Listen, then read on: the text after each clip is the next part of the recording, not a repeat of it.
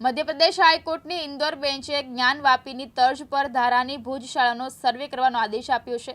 સોમવારે કોર્ટે ભારતીય પુરાતત્વ સર્વેક્ષણને આ મુદ્દે 5 નિષ્ણાંતોની ટીમ બનાવવા માટે કહ્યું છે। આ ટીમે 6 અઠવાડિયામાં કોર્ટમાં રિપોર્ટ જમા કરવાનો રહેશે।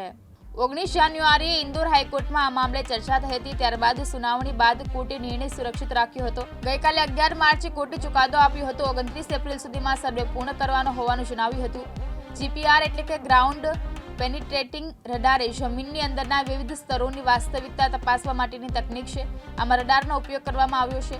આ સર્વે જીપીએસ સર્વે એટલે કે ગ્લોબલ પોઝિશનિંગ સિસ્ટમ હેઠળ પણ હાથ ધરવામાં આવશે। બિલ્ડિંગની ઉંમર નક્કી કરવા માટે કાર્બન ડેટિંગ પ્રક્રિયાનો પણ ઉપયોગ કરવામાં આવશે। સમગ્ર સર્વેની ફોટોગ્રાફી અને વિડીયોગ્રાફી કરવામાં આવશે। હિન્દુ પક્ષના વકીલ એડવોકેટ વિષ્ણુ શંકર જૈને જણાવ્યું હતું કે બંને પક્ષકારોની હાજરીમાં સર્વે કરવામાં આવશે। આ સાથે જ ભુજ શાળાના મૂળ સ્વરૂપનું સત્ય બહાર આવશે। હવે આ કેસની સુનાવણી 29 એપ્રિલે થશે। આ પહેલા સર્વે રિપોર્ટ કોર્ટમાં રજૂ કરવાનો રહેશે। હિન્દુ ફ્રન્ટ ફોર જસ્ટિસે 1 મે 2022ના રોજ ઇન્દોર હાઈકોર્ટમાં અરજી દાખલ કરી હતી। એવું કહેવામાં આવ્યું હતું કે દર મંગળવારે હિન્દુઓ યજ્ઞ કરીને હોલને શુદ્ધ કરે છે અને શુક્રવારે મુસ્લિમો નમાઝના નામે યજ્ઞકુંડને અપવિત્ર કરે છે। આ બંધ થવું જોઈએ। ભુજ શાળાનું સંપૂર્ણ નિયંત્રણ હિન્દુઓને સોંપવું જોઈએ। આ માટે જરૂર જણાય તો સમગ્ર ભુજ શાળાની ફોટોગ્રાફી, વિડીયોગ્રાફી અને ખોદકામ કરાવવું જોઈએ।